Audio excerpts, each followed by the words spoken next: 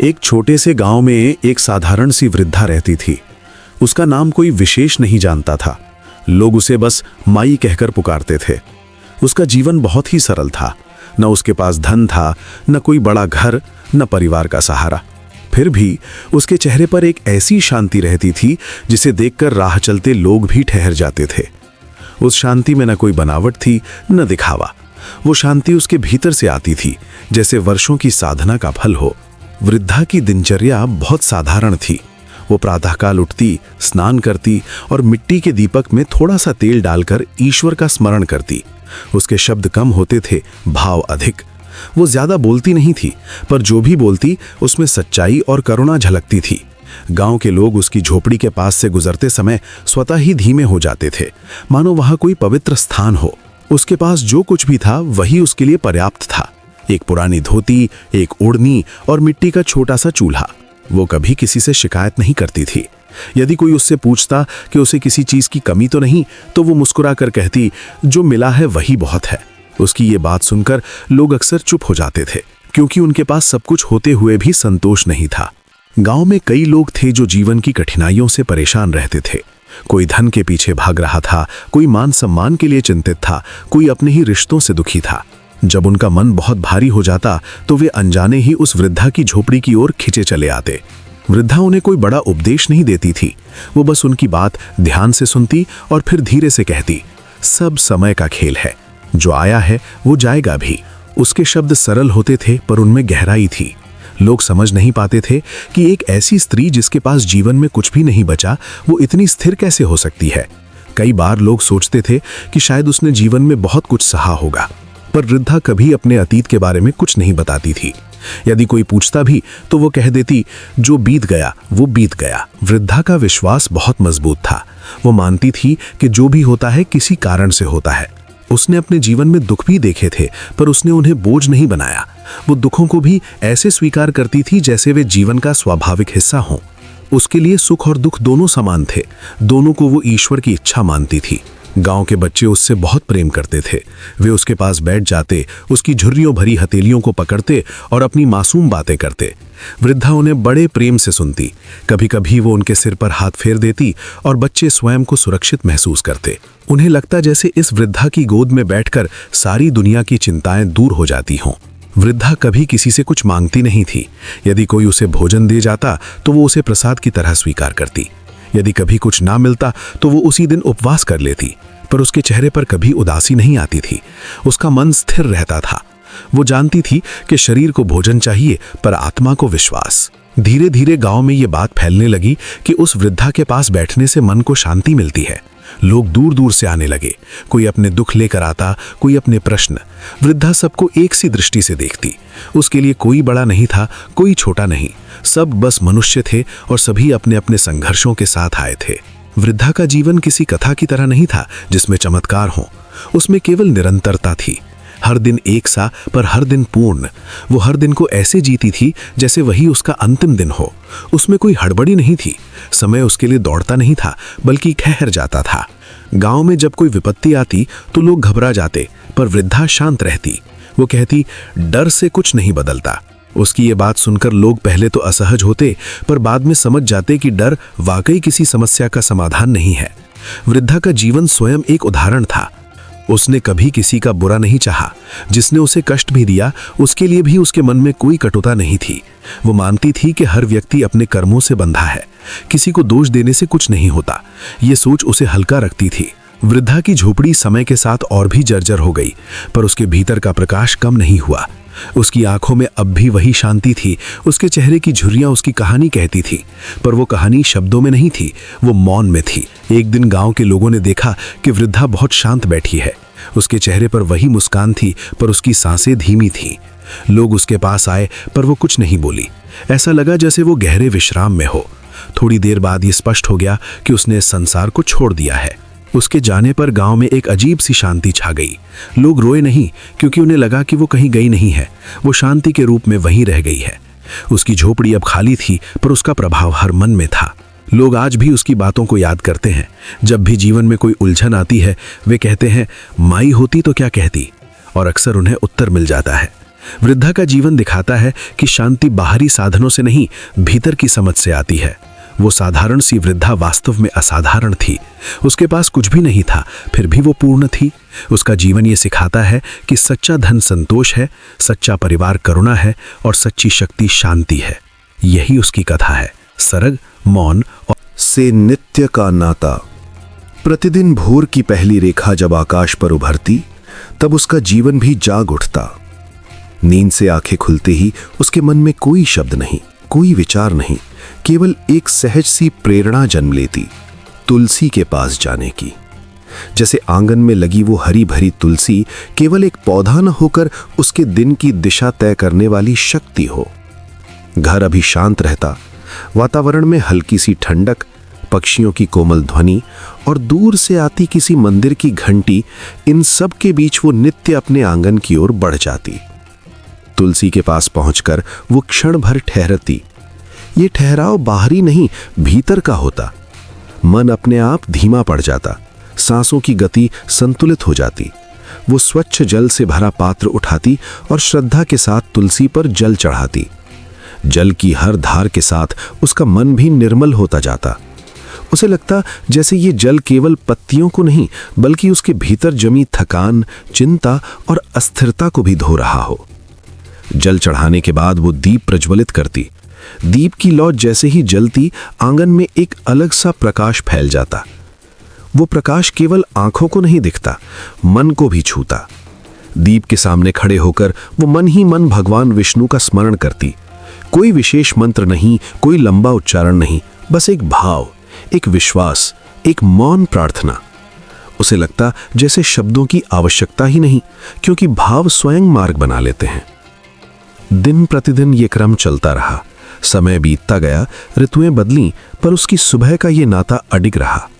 कभी धूप तेज होती, कभी ठंडी हवा चलती, कभी वर्षा की बूंदें तुलसी की पत्तियों पर ठहर जाती, पर वो हर दिन उसी भाव से वहां पहुंचती। तुलसी की हर नई पत्ती, हर हल्की सी हरियाली उसे किसी अदृश्य कृपा का संकेत लगती। वो समझने लगी कि ये संबंध केवल पूजा का नहीं, जीवन को साधने का भी है। तुलसी के पास बैठते बैठते उसका मन स्थिर होने लगा। जो प्रश्न दिन भर उसे परेशान करते, वे सुबह सुबह ही शांत हो जाते। जो भय भीतर पलते, वे दीप की लौ के सामने स्वयं ही क्षीण हो जाते। तुलसी की उपस्थिति में उसे एक सुरक्षा का अनुभव होता, जैसे कोई मौन शक्ति उसके चारों ओर घेरे खड़ी हो। वो अनुभव शब्दों से परे था, पर बहुत गहरा। धीरे धीरे ये नित्यक्रम उसके जीवन का आधार बन गया। दिन की शुरुआत वहीं से होती और दिन की दिशा भी वहीं से तय होती। वो जब तुलसी को जल चढ़ाती तो भीतर ये भाव भी चढ़ जाता कि आज का दिन शुद्ध हो, सरल हो और संयम से भरा हो। दीप जलाते समय वो ये भी अनुभव करती कि जैसे उसका मन भी प्रकाश से भर रहा है। विष्णु स्मरण करते हुए उसे लगता जैसे जीवन की हर उलझन किसी अदृश्य व्यवस्था में सुलझती जा रही हो। समय के साथ वो समझने लगी कि तुलसी केवल आंगन की शोभा नहीं, बल्कि जीवन की शिक्षक है। वो बिना कुछ कहे सिखाती कि नियमितता क्या होती है, श्रद्धा क्या होती है और सरलता में कितनी शक्ति होती है। हर सुबह तुलसी के पास जाना उसे ये याद दिलाता कि जीवन की बड़ी बड़ी समस्याएं भी छोटे छोटे नियमों से संतुलित हो सकती हैं। उसे ये भी महसूस होने लगा कि जब मन भटकता है, तब तुलसी की हरियाली उसे फिर से वर्तमान में लौटा लाती है। उसका ये नित्य का नाता धीरे धीरे उसके व्यवहार में भी उतरने लगा। वो अधिक शांत रहने लगी, अधिक धैर्य से सोचने लगी। जो बातें पहले उसे विचलित कर देती थीं, अब वे उसे उतना नहीं हिलाती। उसे लगता जैसे सुबह की वो कुछ क्षणों की साधना पूरे दिन का संबल बन जाती है। तुलसी के पास बिताया गया वो समय उसके लिए किसी अदृश्य कवच की तरह हो गया। दिन बीतते गए और ये क्रम कभी टूटा नहीं। कभी कभी मन उदास होता, कभी परिस्थितियां अनुकूल नहीं होती, पर तुलसी के पास जाकर वो सब भूल जाती। वहां खड़े होकर उसे लगता कि जीवन की हर कठिनाई अस्थायी है और श्रद्धा स्थायी। वो बिना किसी अपेक्षा के जल चढ़ाती, दीप जलाती और स्मरण करती, और शायद इसी निस्वार्थ भाव में उसे वो शांति मिलती जिसकी उसे कभी तलाश भी नहीं थी। तुलसी के साथ उसका ये नाता समय के साथ और गहरा होता गया। वो अब इसे कर्तव्य नहीं, आवश्यकता मानने लगी। जैसे श्वास के बिना शरीर नहीं, वैसे ही इस नित्य क्रम के बिना उसका दिन अधूरा लगता। तुलसी के पास जाना उसके लिए स्वयं से मिलने जैसा हो गया। एक ऐसा मिलन जहां कोई प्रश्न नहीं, कोई उत्तर नहीं, केवल स्वीकार है। इस प्रकार प्रतिदिन भोर की वो साधारण सी प्रक्रिया उसके जीवन का आधार बन गई। तुलसी, जल, दीप और विष्णु स्मरण, इन चारों ने मिलकर उसके भीतर एक स्थायी संतुलन रचा। बाहरी संसार चाहे जैसा भी हो, उसके आंगन में तुलसी के पास हर सुबह वही शांति, वही विश्वास और वही मौन गांव वालों का उपहास उस वृद्धा के जीवन का रोज का दृश्य बन चुका था। सुबह से शाम तक रास्ते से गुजरते हर व्यक्ति की आंखों में प्रश्न होता, होठों पर हंसी और वाणी में ताना। कोई कहता, इस सूखी तुलसी से क्या मिलेगा? कोई हंसकर बोलता, भूख में भक्ति सूझी है क्या? कोई व्यंग्य करता, लकड़ी बन चुकी है तुलसी, अब इसमें कौन सा चमत्कार होगा? पर इन सब शब्दों का उस पर कोई प्रभाव नहीं पड़ता। वो जैसे अपने भीतर एक शांत दीप जलाए रहती, जिसकी लौ बाहरी हवा से हिलती नहीं थी। वृद्धा जानती थी कि लोग वही देखते हैं जो आंखों से दिखता है। सूखी तुलसी उन्हें केवल सूखी ही दिखती थी, बिना पत्तों के, बिना हरियाली के, जीवन से खाली। पर वृद्धा के लिए वो तुलसी केवल एक पौधा नहीं थी, वो उसकी आस्था का प्रतीक थी। उसमें उसे स्मृतियां दिखती थीं, विश्वास दिखता था और वो अदृश्य शक्ति दिखती थी जो दिखाई देने वाली वस्तुओं से परे होती है। वो रोज तुलसी के पास बैठती, जल चढ़ाती, मन ही मन कुछ कहती, कुछ सुनती। उसके लिए ये संवाद था, न किसी को दिखाने के लिए, न किसी को समझाने के लिए। गांव के लोग जब हंसते तो वो मुस्कुराती थी, जब ताने मारते तो वो मौन हो जाती। उसका मौन बहुत कुछ कहता था, पर किसी को सुनाना नहीं चाहता था। उसे किसी को साबित नहीं करना था कि वो सही है। उसे बस इतना पता था कि उसका मन सही रास्ते पर है। जीवन ने उसे बहुत कुछ सिखाया था, दुख सहना, अभाव में जीना, अपमान को पी जाना। इन सब के बीच अगर कुछ बचा था तो वो था उसका विश्वास, जिसे वो किसी भी कीमत पर खोना नहीं चाहती थी। कुछ लोग कहते कि वो पागल हो गई है, कुछ कहते कि बुढ़ापे में बुद्धि कम हो जाती है। कोई दया दिखाते हुए सिर हिलाकर आगे बढ़ जाता। पर वृद्धा के भीतर न तो क्रोध था, न दुख। वो जानती थी कि संसार की भाषा वही समझ पाता है जो उसी तराजू से तौलता है। उसका तराजू अलग था, जहां तर्क नहीं, श्रद्धा रखी जाती थी, जहां लाभ नहीं, समर्पण होता था। दिन बीतते गए, ऋतुएं बदलीं, उपहास वैसा ही रहा, पर वृद्धा का मन नहीं बदला। वो रोज तुलसी के पास जाती, वैसे ही झुकती, वैसे ही मन में प्रार्थना करती। उसे किसी फल की जल्दी नहीं थी, उसने फल मांगा भी नहीं था। उसका विश्वास सौदेबाजी नहीं करता था। वो जानती थी कि जो होना है वो अपने समय पर होगा, और अगर कुछ न भी हुआ तो भी उसका रास्ता गलत नहीं होगा। गांव के लोगों को ये धैर्य समझ नहीं आता था। उन्हें लगता था कि आस्था का मतलब तुरंत परिणाम होता है, जो दिखे वही सच, जो न दिखे वो व्यर्थ। पर वृद्धा के जीवन ने उसे सिखाया था कि सबसे गहरी चीजें अक्सर अदृश्य होती हैं। जैसे हवा दिखती नहीं पर जीवन देती है, जैसे विश्वास तर्क से परे पर मन को थामे रखता है। कभी कभी कोई बच्चा रुक कर उसे देखता, उसकी आंखों में हंसी नहीं, जिज्ञासा होती। वृद्धा उसे देखकर स्नेह से मुस्कुरा देती। उसे लगता कि शायद आने वाले समय में कोई तो होगा जो बिना हंसे, बिना ताने, बस समझने की कोशिश करेगा। और यही विचार उसके लिए पर्याप्त था। गांव वालों का उपहास चलता रहा, पर वृद्धा की साधना भी चलती रही। एक तरफ शब्द थे, तीखे, खोखले, दूसरी तरफ मौन था, गहरा, स्थिर। और उस मौन में जो शक्ति थी वो किसी भी उपहास से कहीं अधिक प्रबल थी। वृद्धा का मन विचलित नहीं हुआ, क्योंकि उसने अपना सहारा बाहर नहीं, भीतर ढूंढ लिया था। यही उसकी सबसे बड़ी जीत थी, और यही उसकी सबसे शांत कथा। अटूट श्रद्धा। उस वृद्धा का जीवन किसी ग्रंथ के पन्नों जैसा नहीं था, जहां शब्द सजे हों और तर्क की धार बहती हो। उसका जीवन तो मिट्टी की उस दिए सी लौ था, जो बिना शोर किए अंधेरे को हराती रहती है। वो जानती थी कि भक्ति दिखावे से नहीं, विश्वास से फल देती है। इसलिए उसने कभी अपनी आस्था को मंच पर नहीं रखा, ना ही किसी को समझाने का प्रयास किया। वो मौन भाव से सेवा करती रही, और उसी मौन में उसकी साधना पूर्ण होती चली गई। गांव के लोग उसे साधारण वृद्धा समझते थे। फटे पुराने वस्त्र, झुकी हुई कमर और आंखों में एक अजीब सी शांति। कोई नहीं जानता था कि उसके भीतर कैसी दृढ़ आस्था का सागर लहराता है।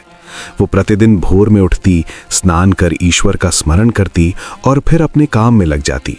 ना मंत्रों का उच्चारण, ना घंटियों का शोर, बस एक सहज भाव, जैसे हर श्वास में प्रार्थना घुली हो। उसके लिए भक्ति का अर्थ था सेवा। किसी भूखे को रोटी दे देना, किसी दुखी के सिर पर हाथ रख देना, किसी के घर का काम बिना कहे कर देना।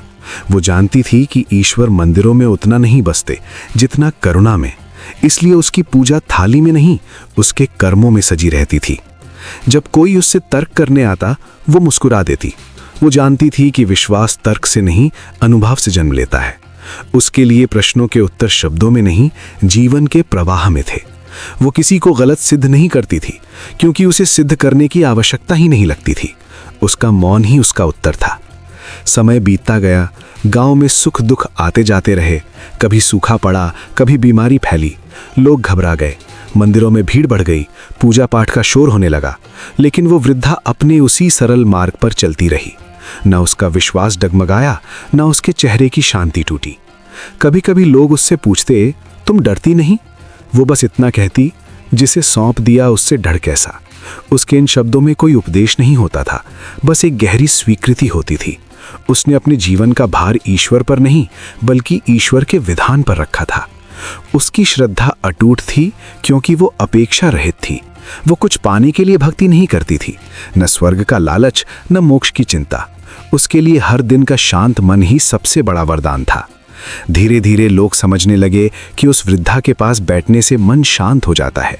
वो कुछ कहती नहीं थी, फिर भी उसके सानिध्य में उत्तर मिल जाते थे, जैसे उसकी चुप्पी में भी कोई भाषा थी जो सीधे हृदय से संवाद करती थी। उसने कभी अपने दुखों का बखान नहीं किया। जीवन ने उसे भी बहुत कुछ दिया और बहुत कुछ छीना, लेकिन उसने हर परिस्थिति को प्रसाद की तरह स्वीकार किया। शायद यही कारण था कि उसके चेहरे पर कभी शिकन नहीं दिखती थी। उसकी भक्ति में कोई दिखावा नहीं था, इसलिए वो टिकाऊ थी। जैसे नदी चुपचाप बहती है और अंततः सागर तक पहुंच जाती है, उसकी श्रद्धा भी ऐसे ही बहती रही, शांत, गहरी और निरंतर। एक दिन वो चुपचाप इस संसार से विदा हो गई। न कोई घोषणा, न कोई शोर, लेकिन उसके जाने के बाद भी उसका प्रभाव बना रहा। गांव में लोग अब भी कहते हैं कि जब भी मन अशांत होता है, उसकी याद आ जाती है।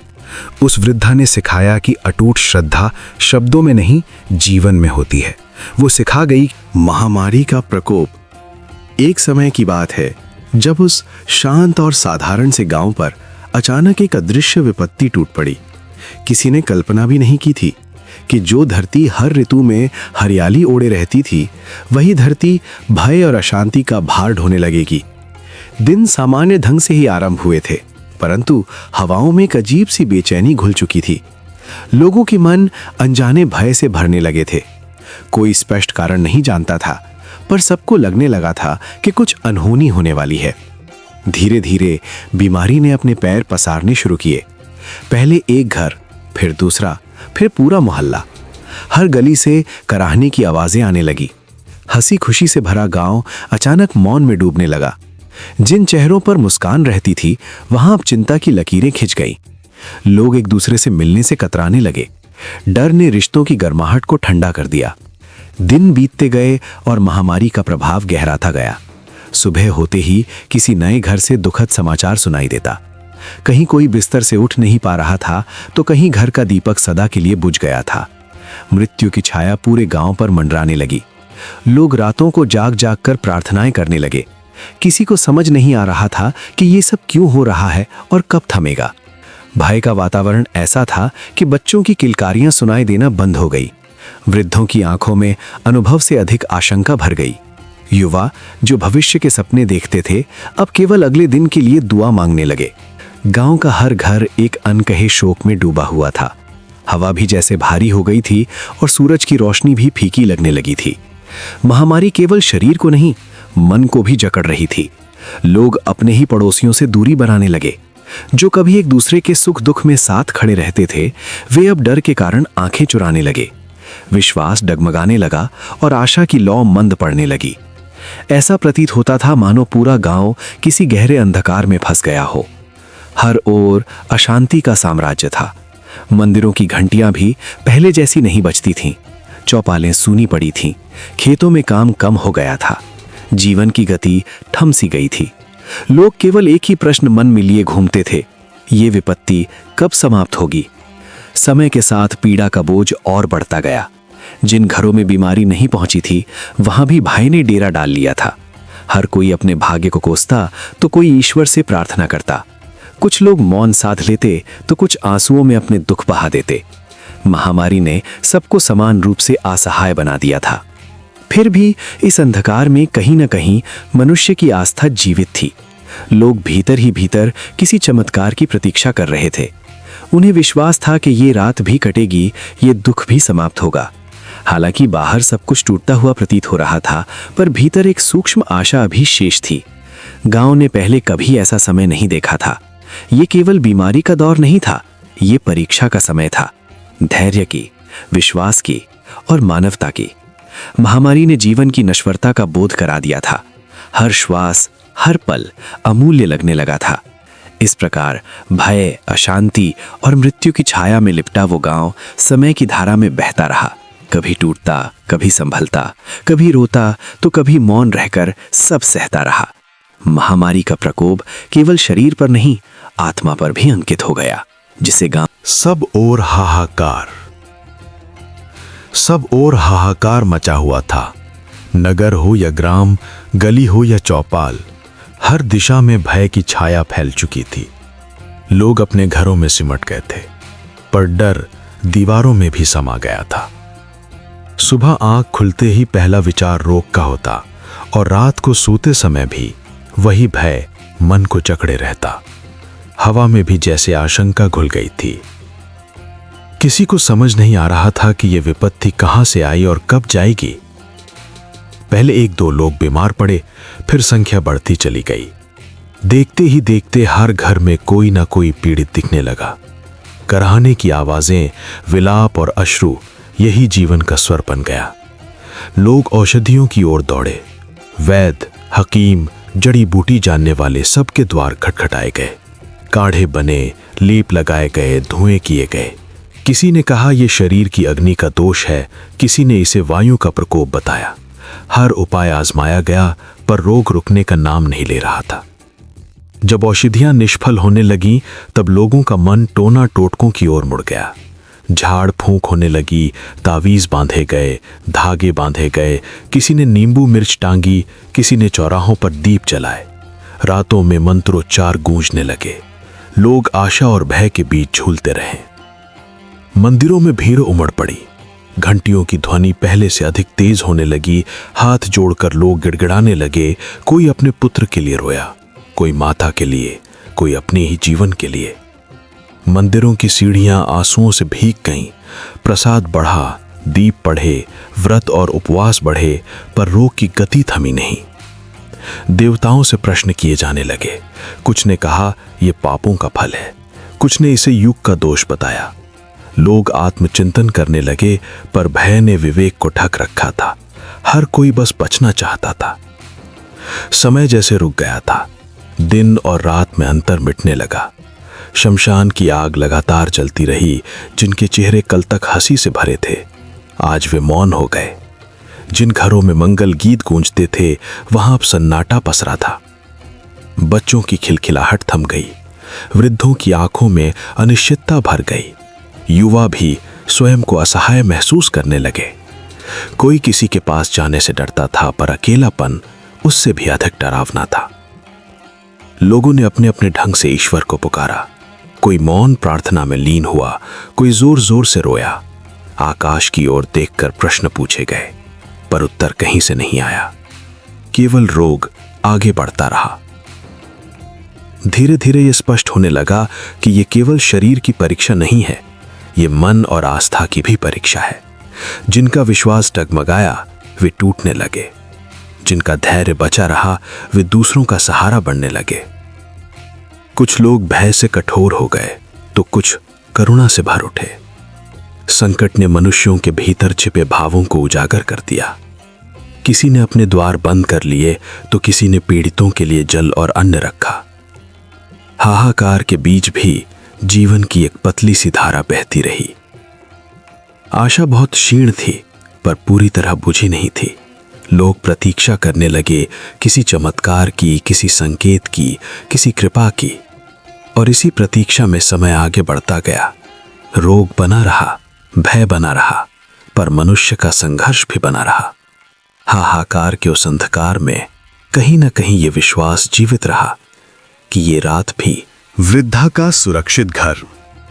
आश्चर्य की बात यह थी कि उस वृद्धा के घर में कभी कोई बीमार नहीं पड़ा। जब पूरे गांव में खांसी, ज्वर और भय का वातावरण फैल रहा था, तब भी उसका छोटा सा घर शांत बना रहा। लोग हैरान थे। वे कहते थे कि ये कैसे संभव है, पर सच यही था कि उस घर में एक अलग ही शांति बसती थी। ऐसा लगता था मानो किसी अदृश्य शक्ति ने उस घर को घेर रखा हो। वृद्धा का जीवन सादा था, उसका घर भी वैसा ही था। मिट्टी की दीवारें, पुराना आंगन और बीच में तुलसी का पौधा। वही तुलसी जिसे वो रोज जल चढ़ाती थी। लोग उसी पर हंसते थे, पर वही तुलसी उसके घर की ढाल बन गई थी। वृद्धा को इस बात का गर्व नहीं था, वो बस अपना कर्तव्य समझकर पूजा करती थी। गांव में जब बीमारी फैली, लोग डर के मारे घरों में बंद हो गए। कई घरों में रोने की आवाजें आने लगीं। कहीं दवा नहीं, कहीं सहारा नहीं, हर कोई किसी न किसी चिंता में डूबा था। लेकिन वृद्धा के घर में दीपक जलता रहा। सुबह शाम वो तुलसी के पास बैठती और मन ही मन ईश्वर का स्मरण करती। उसके घर में ना तो भय था, ना हाहाकार। उसकी सांसें शांत थीं, उसका मन स्थिर था। ऐसा लगता था मानो उसका विश्वास ही उसकी सबसे बड़ी दवा हो। बाहर लोग परेशान थे, भीतर उसका मन स्थिर था। ये स्थिरता ही उसके घर की सबसे बड़ी रक्षा थी। धीरे धीरे लोगों की नजरें उसके घर पर जाने लगीं। जो पहले ताने मारते थे, वही अब चुपचाप देखते थे। वे सोचते थे कि आखिर इस घर में ऐसा क्या है। कोई तंत्र नहीं, कोई मंत्र नहीं, फिर भी सुरक्षा थी। वृद्धा किसी से कुछ कहती नहीं थी, वो किसी को उपदेश नहीं देती थी, वो बस अपने तरीके से जीवन जीती थी। उसका विश्वास दिखावे का नहीं था, वो रोज की आदत थी। उसी आदत ने उसके घर को सुरक्षित रखा। लोगों ने देखा कि उसके घर के दरवाजे खुले रहते थे, फिर भी कोई डर नहीं था, ना बीमारी का, ना अनहोनी का। मानो कोई अदृश्य दीवार उस घर के चारों ओर खड़ी हो। कई लोग मन ही मन स्वीकार करने लगे कि शायद भक्ति में ही कोई रहस्य है, शायद सच्चे मन से किया गया स्मरण किसी भी संकट से बड़ा होता है। वृद्धा के लिए ये सब नया नहीं था। उसने कभी किसी फल की कामना नहीं की थी। वो बस तुलसी को जल देती थीं, दीप जलाती थीं और दिन भर अपने काम में लगी रहती थीं। उसे ये भी नहीं पता था कि उसका घर सुरक्षित है। उसके लिए तो हर दिन एक सा था। जब गांव में बीमारी का असर कम होने लगा, तब लोग उसके घर आए। इस बार उपहास नहीं था, इस बार आंखों में जिज्ञासा थी। कुछ ने प्रणाम किया, कुछ चुपचाप खड़े रहे। वृद्धा ने सबको समान भाव से देखा। उसने बस इतना कहा कि उसने कुछ खास नहीं किया, उसने तो वही किया जो वो हमेशा करती आई थी। उसके घर की सुरक्षा किसी चमत्कार का परिणाम नहीं थी, वो निरंतरता का फल थी, विश्वास का फल थी, शांति का फल थी। गांव वालों को समझ आने लगा कि सच्ची आस्था शोर नहीं करती, वो चुपचाप अपना काम करती है, जैसे वो वृद्धा करती रही। उसका घर आज भी वैसा ही है, छोटा, सादा, शांत। पर अब लोग जानते हैं कि उस सादगी में ही सबसे बड़ी शक्ति छिपी है। उस घर की दीवारें भले ही मिट्टी की हों, पर उसका विश्वास पत्थर से भी मजबूत है। और यही कारण था कि जब सब ओर भय था, तब भी वृद्धा का घर सुरक्षित रहा। श्रद्धा का रहस्य। एक छोटे से गांव में एक वृद्ध महिला रहती थी। उसका जीवन अत्यंत सरल और साधारण था। गांव के लोग उसे अक्सर अनदेखा कर देते, कभी कभी ताने मारते, कभी हंसते, पर उसकी आंखों में शांति की एक अलग चमक थी। लोग समझ नहीं पाते थे कि ऐसा क्या है जो उसकी जिंदगी में स्थिरता और संतोष बनाए रखता है। वह वृद्धा हर सुबह उठकर अपने आंगन में लगी तुलसी के पौधे के पास जाती, साफ जल लेकर उसे चढ़ाती, दीप जलाती और मन में भगवान का स्मरण करती। ये उसकी दिनचर्या का हिस्सा बन गया था। चाहे मौसम कैसा भी हो, चाहे गांव में परेशानी का दौर चल रहा हो, वो कभी सेवा में कमी नहीं करती। शुरुआत में गांव के लोग उसे मूर्ख समझते, कहते इस सूखी तुलसी से क्या मिलेगा। पर वृद्धा का मन विचलित नहीं होता। वह केवल अपने कर्म में लिप्त रहती और अपनी भक्ति को निरंतर बनाए रखती। उसका ये नियम और स्थिरता धीरे धीरे गांव में चर्चा का विषय बनने लगा। एक समय ऐसा आया जब गांव में महामारी फैल गई। लोग डर और चिंता में घिर गए। कई घरों में रोग और विपत्ति आने लगी, पर वृद्धा के घर पर कोई संकट नहीं आया। लोग ये देखकर आश्चर्यचकित रह गए। उन्होंने देखा कि वृद्धा निरंतर तुलसी की सेवा करती रही और उसकी भक्ति ने उसे सभी विपत्तियों से सुरक्षित रखा। गांव वालों ने जाना कि यह कोई संयोग नहीं था, यह सिर्फ श्रद्धा का अद्भुत परिणाम था। जो लोग उसे पहले ताने मारते थे अब धीरे धीरे उसकी भक्ति और निष्ठा की सराहना करने लगे। उन्होंने समझा कि श्रद्धा केवल शब्दों में नहीं बल्कि कर्म में प्रकट होती है। वृद्धा की ये निष्ठा और सरलता लोगों को ये संदेश देती रही कि ईश्वर की कृपा पाने के लिए किसी बड़ी दौलत या स्थिति की आवश्यकता नहीं। सच्चा पुण्य और सुरक्षा वही है जो दिल से की गई भक्ति में छिपा होता है। समय बीतता गया। गांव में धीरे धीरे वह महिला श्रद्धा का प्रतीक बन गई। लोग उसके घर आते, उसके अनुभव सुनते और स्वयं भी तुलसी सेवा और भक्ति की ओर अग्रसर होने लगे। उन्होंने जाना कि जीवन में स्थिरता और सुरक्षा का रहस्य केवल पूजा पाठ या तंत्र मंत्र में नहीं बल्कि निरंतर श्रद्धा, सच्चे कर्म और ईश्वर में विश्वास में निहित है। वृद्धा की साधारण जीवन शैली, उसकी नित्य सेवा और अडिग श्रद्धा ने सभी के लिए एक उदाहरण प्रस्तुत किया। उन्होंने सिखाया कि कठिन समय में भी मन की शांति और जीवन की सुरक्षा केवल भक्ति और निष्ठा से ही संभव है। ये कहानी आज भी गांव में सुनाई जाती है। लोग उसे श्रद्धा और भक्ति की मूर्ति मानते हैं।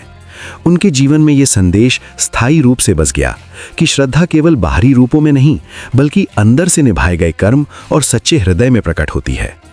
श्रद्धा का रहस्य यही है, निरंतर सेवा, सच्ची भक्ति और अडिग विश्वास।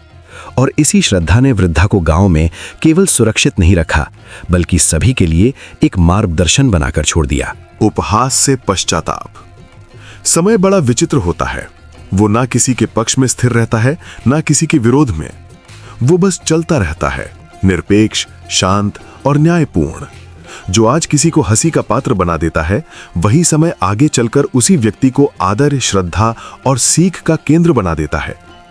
गांव के लोगों ने यह सत्य तब समझा जब वर्षों तक जिनके उपहास में वे हंसते रहे वही वृद्धा संकट के समय उनके लिए आश्रय और आत्मबोध का कारण बन गई।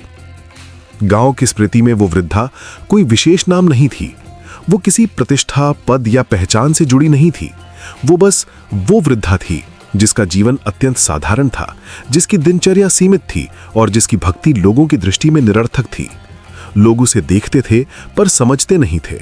वे उसके कर्म को आंकते थे पर उसके भाव को नहीं। एक समय था जब गांव के चौपालों पर, गलियों में, कुओं के पास और खेतों की मेड़ों पर उसी वृद्धा की चर्चा होती थी, पर श्रद्धा से नहीं, व्यंग्य से। लोग उसे विषय बनाते, उसका नाम लेते और फिर हंस देते। कहते, हर दिन सूखी तुलसी को पानी चढ़ाने से क्या मिलेगा। कोई उसकी उम्र का मजाक उड़ाता, कोई उसकी निर्धनता का, कोई उसकी दिनचर्या को अंधविश्वास कहता। कुछ लोग तो बच्चों को भी उसके पास जाने से रोकते थे, मानो उसकी भक्ति कोई अपराध हो, मानो उसका विश्वास कोई बीमारी हो जो फैल सकती हो। गांव की सामूहिक चेतना में यह मान लिया गया था कि जो दिखाई न दे, जो तात्कालिक लाभ न दे, वो व्यर्थ है। और वृद्धा की भक्ति न तो शोर करती थी न चमत्कार दिखाती थी। वो बस थी, मौन, स्थिर और निरंतर। वृद्धा ये सब सुनती थी। कभी शब्द उसके कानों तक पहुंचते, कभी केवल भाव।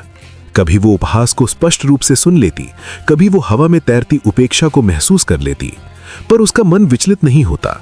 वो न उत्तर देती न तर्क करती। उसे किसी को समझाने की आवश्यकता नहीं लगती थी। उसका विश्वास शोर में नहीं, मौन में था। उसे पता था कि सच्ची श्रद्धा को प्रमाण की आवश्यकता नहीं होती। वो जानती थी कि जो सत्य है वो स्वयं को सिद्ध करने के लिए संघर्ष नहीं करता, और जो विश्वास भीतर से आता है उसे बाहरी स्वीकृति की आवश्यकता नहीं होती। समय बीतता रहा, ऋतुएं बदलीं, पीढ़ियां बदलीं, पर गांव की सोच में बहुत अधिक परिवर्तन नहीं आया। लोग वही करते रहे जो वे पीढ़ियों से करते आए थे, देखे हुए को सच मानना और अनदेखे को नकार देना। फिर समय बदला। गांव में महामारी आई। वो अचानक नहीं आई थी, पर जब आई तो सब कुछ अपने साथ बहा ले गई। भय, रोग और मृत्यु ने गांव की दिनचर्या को तोड़ दिया। जो लोग कल तक निश्चिंत थे वे आज आशंकित हो गए। जो स्वयं को सुरक्षित मानते थे वे आज असहाय हो गए। घर घर बीमारी पहुंची। मनुष्य मनुष्य से डरने लगा। परिचित चेहरे अपरिचित लगने लगे। जो हंसते थे वे रोने लगे। जो तर्क करते थे वे अब उपाय खोजने लगे। मंदिरों में भीड़ लगी, टोने टोटके हुए, औषधियां बदली गईं, पर शांति कहीं नहीं थी। हर घर में डर का वास था। हर मन में प्रश्न था, अब क्या होगा। गांव की सामूहिक आत्मा पहली बार इतनी अस्थिर हुई थी। पर उसी गांव में एक घर ऐसा था जहां न शोर था न बीमारी। वही वृद्धा, वही छोटा सा घर, वही तुलसी का पौधा। वहां शांति थी, अजीब सी, गहरी और स्थिर। न वहां भय था, न हड़बड़ी, वहां जैसे समय थम गया था। ये बात धीरे धीरे सबको दिखने लगी। पहले लोगों ने इसे संयोग कहा, फिर कहा कि किस्मत होगी, कुछ ने कहा कि उम्र ज्यादा है, रोग पकड़ नहीं पाया, किसी ने इसे तर्क से समझाने की कोशिश की।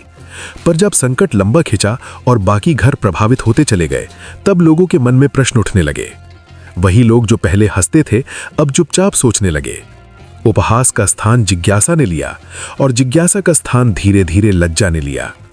लोगों को याद आने लगा कि कैसे वे उस वृद्धा का मजाक उड़ाते थे, कैसे उसके विश्वास को तुच्छ समझते थे, कैसे उसकी मौन भक्ति को मूर्खता कहते थे। अब वही बातें उन्हें भीतर से चुभने लगी। उन्हें लगा कि शायद वे बहुत कुछ देख ही नहीं पाए थे। मनुष्य का स्वभाव है, जब तक सब ठीक रहता है वो दूसरों के विश्वास को नकारता है, पर जब स्वयं संकट में पड़ता है तब उसे वही विश्वास मूल्यवान लगने लगता है। एक दिन गांव के कुछ बुजुर्ग, कुछ युवा और कुछ महिलाएं मिलकर वृद्धा के घर पहुंचे। ये कोई उत्सव नहीं था, न कोई प्रदर्शन। ये एक शांत यात्रा थी, अपने भीतर की भूल को स्वीकार करने की। उनके चेहरे झुके हुए थे, आंखों में संकोच था, स्वर में विनम्रता। वृद्धा ने उन्हें देखा पर कोई आश्चर्य नहीं हुआ, मानो वो इस क्षण को पहले से जानती हो, मानो समय ने उसे पहले ही बता दिया हो कि ये दिन आएगा। गांव के मुखिया ने आगे बढ़कर कहा, मां, हमने आपका अपमान किया, आपके विश्वास पर हंसे। आज हमें अपनी भूल समझ में आई है, कृपया हमें क्षमा करें। वो क्षण गांव के इतिहास में अद्भुत था। जिन लोगों ने वर्षों तक ताने मारे थे वे आज क्षमा मांग रहे थे। जिनके शब्द कठोर थे आज वही शब्द बोझिल लग रहे थे। जिनकी हंसी उपहास से भरी थी आज उनकी आंखें पश्चाताप से भरी थीं। वृद्धा ने कोई लंबा उपदेश नहीं दिया, न कोई शिकायत की, न ये बताया कि उसे कितना कष्ट हुआ था। उसने बस इतना कहा, क्षमा मांगने से बड़ा कोई तप नहीं होता और क्षमा करने से बड़ा कोई धर्म नहीं होता। उसके शब्दों में न गर्व था न विजय का भाव, केवल शांति थी। वही शांति जो वर्षों से उसके जीवन का आधार थी। लोगों की आंखें भर आईं। उस दिन पहली बार गांव वालों ने तुलसी को केवल पौधा नहीं, प्रतीक समझा। उन्हें समझ आया कि तुलसी पूजन केवल जल चढ़ाना नहीं, बल्कि अनुशासन, नियमितता और विश्वास का अभ्यास है। वो वृद्ध तुलसी में नहीं, अपने मन में श्रद्धा सींचती थी। तुलसी तो केवल माध्यम थी, असली साधना तो भीतर थी। अब गांव में बदलाव आने लगा। जहां हंसी थी वहां मौन आया, जहां उपहास था वहां पश्चाताप आया, जहां तिरस्कार था वहां सम्मान का भाव आया। लोग अब अपने बच्चों को उस वृद्धा के उदाहरण सुनाने लगे, कहने लगे कि देखो, सच्चा विश्वास दिखावे में नहीं होता। कुछ लोग रोज तुलसी के पास बैठने लगे, कुछ ने केवल मन में श्रद्धा रखना सीखा, किसी ने दीप जलाया, किसी ने बस सिर झुकाया। पर सबसे बड़ा परिवर्तन ये था कि अब कोई किसी की भक्ति पर हंसता नहीं था। गांव ने यह सीख लिया था कि श्रद्धा का मूल्य समय से पहले नहीं आंका जा सकता। जो आज समझ में ना आए वो कल जीवन की दिशा बदल सकता है। वृद्धा वही रही, साधारण, शांत और स्थिर। न उसे प्रसिद्धि की चाह थी न सम्मान की, पर उसके जीवन ने लोगों को वो सिखा दिया जो बड़े बड़े उपदेश नहीं सिखा पाते। उपहास से पश्चाताप की ये यात्रा केवल गांव की नहीं थी, बल्कि हर उस मन की थी जो बाहरी आंखों से देखता है और देर से समझता है। समय ने सबको एक पाठ पढ़ाया कि जो आज हंसी का कारण है वही कल श्रद्धा का कारण बन सकता है, और जो मौन में विश्वास रखता है वही अंततः सबसे ऊंचा होता है। भक्ति का अद्भुत फल। वृद्धा के घर की शांति अब गांव वालों के लिए आश्चर्य नहीं बल्कि सीख बन चुकी थी। जब चारों ओर भय, रोग और अशांति का वातावरण था, तब भी उसके आंगन में तुलसी हरी भरी थी और मन में अटूट विश्वास। लोग पूछते कि ये कैसे संभव हुआ, तो वृद्धा केवल मुस्कुराकर कहती, मैंने कुछ नहीं किया, सब तुलसी माँ और भगवान की कृपा है। उसके शब्दों में न गर्व था न दिखावा, केवल विनम्रता और सच्ची श्रद्धा थी। गांव के लोग धीरे धीरे समझने लगे कि ये कोई चमत्कार नहीं बल्कि विश्वास का फल है। जिस श्रद्धा को वे पहले अंधविश्वास समझते थे वही संकट के समय ढाल बन गई। वृद्धा का जीवन सरल था पर उसका विश्वास अडिग। वो जानती थी कि भक्ति शब्दों से नहीं भाव से होती है। तुलसी की सेवा उसके लिए एक कर्म नहीं बल्कि आत्मा का संवाद थी। उसी संवाद में उसे शांति मिलती थी और वही शांति उसके घर में फैलती चली गई। महामारी के दिनों में जब लोग डर से कांप रहे थे, तब वृद्धा का मन स्थिर था। वो जानती थी कि जीवन और मृत्यु ईश्वर के हाथ में है, पर विश्वास मनुष्य को भय से मुक्त कर देता है। उसकी भक्ति ने उसे निर्भय बनाया। न उसने किसी को उपदेश दिया, न किसी को दोषी ठहराया। वो बस अपने मार्ग पर चलती रही, मौन, संयम और सेवा के साथ। धीरे धीरे गांव वालों के मन में परिवर्तन आया। वे समझने लगे कि सच्ची श्रद्धा दिखावे से नहीं, निरंतरता से फल देती है। तुलसी की सेवा ने उन्हें यह सिखाया कि प्रकृति, भक्ति और विश्वास एक दूसरे से जुड़े हैं। जहां मन शुद्ध होता है, वहां संकट भी अपना मार्ग बदल लेता है। वृद्धा का जीवन इसका जीवंत प्रमाण बन गया। लोग अब उसके घर के पास रुकते, तुलसी को नमन करते और मन में आशा लेकर लौटते। उन्हें लगने लगा कि श्रद्धा केवल पूजा तक सीमित नहीं, बल्कि जीवन जीने की कला है। वृद्धा ने बिना कुछ कहे बहुत कुछ सिखा दिया। उसकी भक्ति ने यह सिद्ध कर दिया कि जब मन सच्चा हो तो ईश्वर स्वयं रक्षा करता है। अंततः गांव ने यह स्वीकार कर लिया कि सच्ची श्रद्धा में अद्भुत शक्ति होती है। वो शक्ति संकटों से रक्षा करती है, भय को दूर करती है और मन में शांति भर देती है। वृद्धा की सरल भक्ति ने यह संदेश दे दिया कि ईश्वर की कृपा पाने के लिए बड़े कर्म नहीं, बल्कि सच्चा हृदय चाहिए। यही भक्ति का अद्भुत फल है। जय श्री हरि।